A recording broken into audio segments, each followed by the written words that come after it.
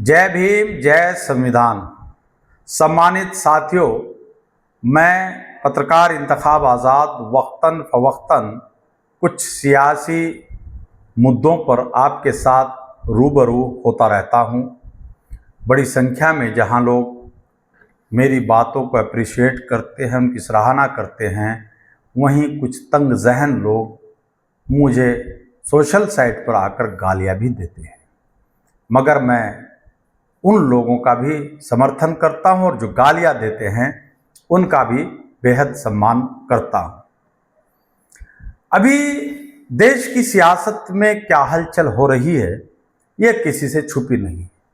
Bharatiya Janata party और Bharatiya Janata party की mother organisation RSS और उसके जितने भी फ्रंटल संगठन हैं, वो भारत में बहुजनों के साथ क्या बर्ताव कर रहे हैं, ये बताने की मुझे आवश्यकता नहीं।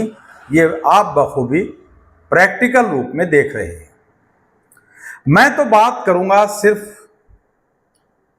कांग्रेस पार्टी के युवराज राहुल गांधी के पसमानदा मुद्दे पर और समाजवादी पार्टी के राष्ट्रीय अध्यक्ष अखिलेश यादव के पीडीए पर मैं कई दफा आपको चर्चा कर चुका हूं और पूरी बात बता चुका हूं कि अखिलेश यादव जी ने पीडीए बना करके उसका भोंपू मुस्लिम नेताओं के हाथ में थमा दिया और वो जगह जगह जाकर पीडीए का भोंपू पों बजा रहे हैं। लेकिन मैंने कई दफा अखिलेश यादव जी से जानना चाहा और उनके नेताओं से दूरभाष पर भी, यहां भी लखनऊ भी बात की कि आखिर ये आपका पीडीए है क्या? आपके पास 111 विधायक उत्तर प्रदेश में हैं। क्या उन 111 दलित मुस्लिम पिछड़े विधायकों में आपको एक ऐसा लायक विधायक नहीं मिला कि जिसको आप सदन में नेता प्रतिपक्ष बना सकें? आपने सदन में जो नेता प्रतिपक्ष बनाया है वो माता प्रसाद पांडे जी को बनाया है। अब माता प्रसाद पांडे जी राजनीतिक तौर पर पिछड़े नहीं हैं, क्योंकि वो 8 बार के विधायक, 2 दफा के विधानसभा अध्यक्ष और तीसरी दफा के नेता प्रतिपक्ष हैं। शैक्षणिक तौर पर भी माता प्रसाद पांडे पिछड़े नहीं हैं। आर्थिक तौर पर भी माता प्रसाद पांडे जी पिछड़े नहीं हैं और धार्मिक तौर पर तो आप सोच ही नहीं सकते, क्योंकि ब्राह्मण वर्णवादी व्यवस्था में सर्वोपरि है। ब्राह्मण का मुकाबला किसी पे नहीं होता। इसलिए आर्थिक, राजनीतिक, शैक्षणिक और धार्मिक तौर पर माता प्रसाद पांडे जी पिछड़े नहीं हैं। अब इस बात से इस अंदाजा लगाया जा सकता है कि अखिलेश यादव जी का पीडीए एक धोखा है और बहुजनों और मुसलमानों के साथ बड़ी साजिश का हिस्सा है।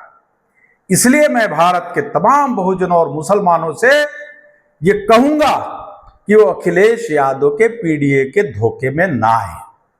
अब बात करते हैं कांग्रेस के युवराज राहुल गांधी जी के संबंध में।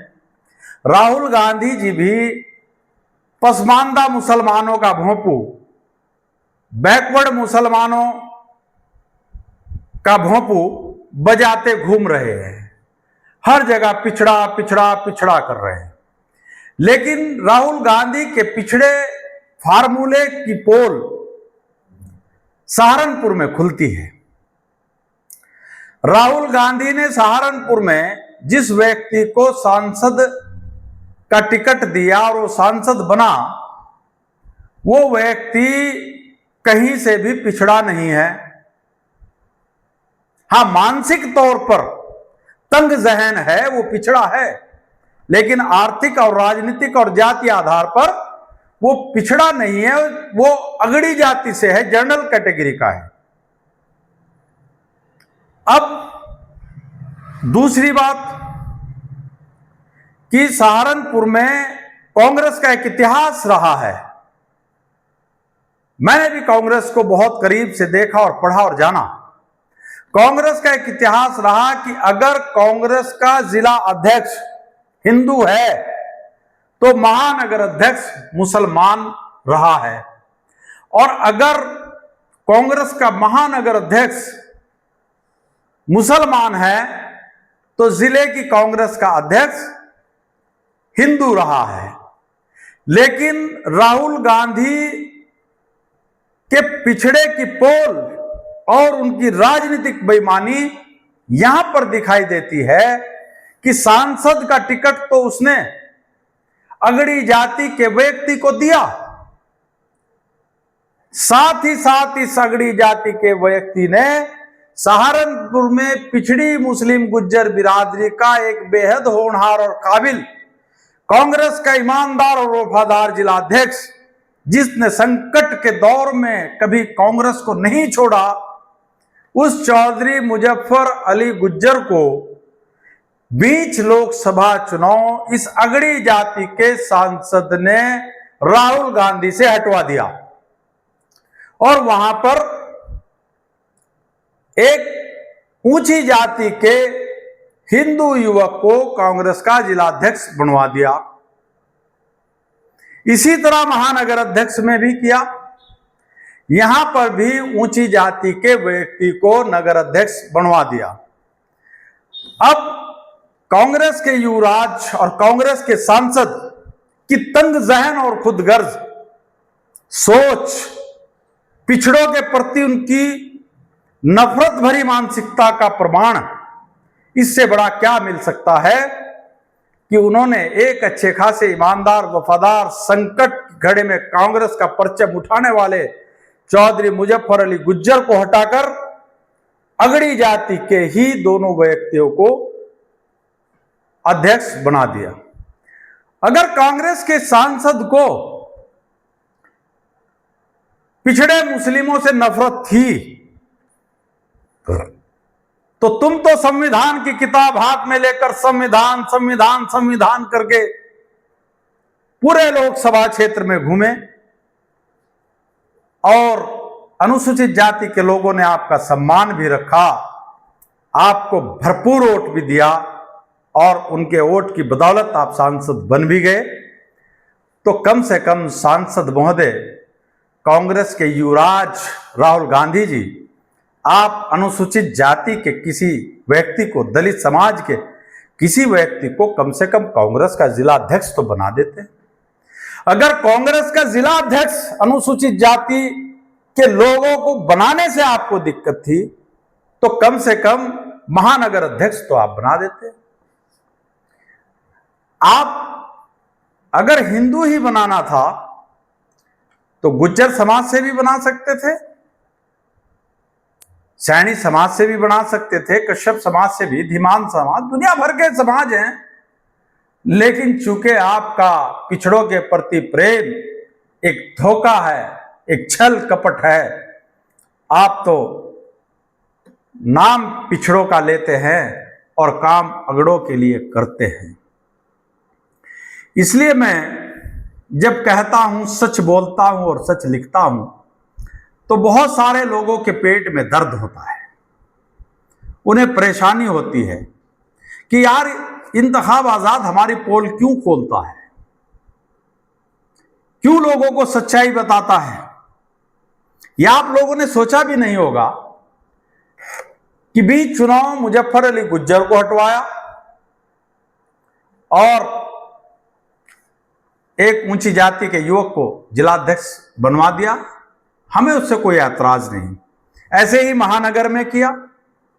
और मैं तो इमरान मसूद से यहां तक कहता हूं कि आप कहते हो कि तमाम लोगों ने मुझे वोट दिया।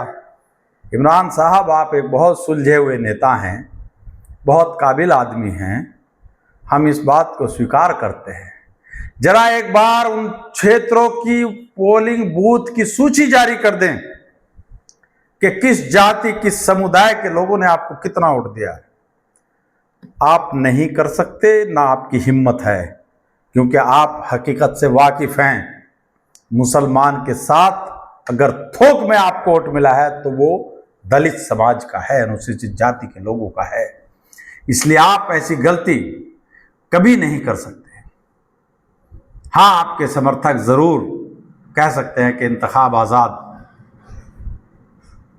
हमारी पोल खोलता है और समाज को जगाने का काम करता है।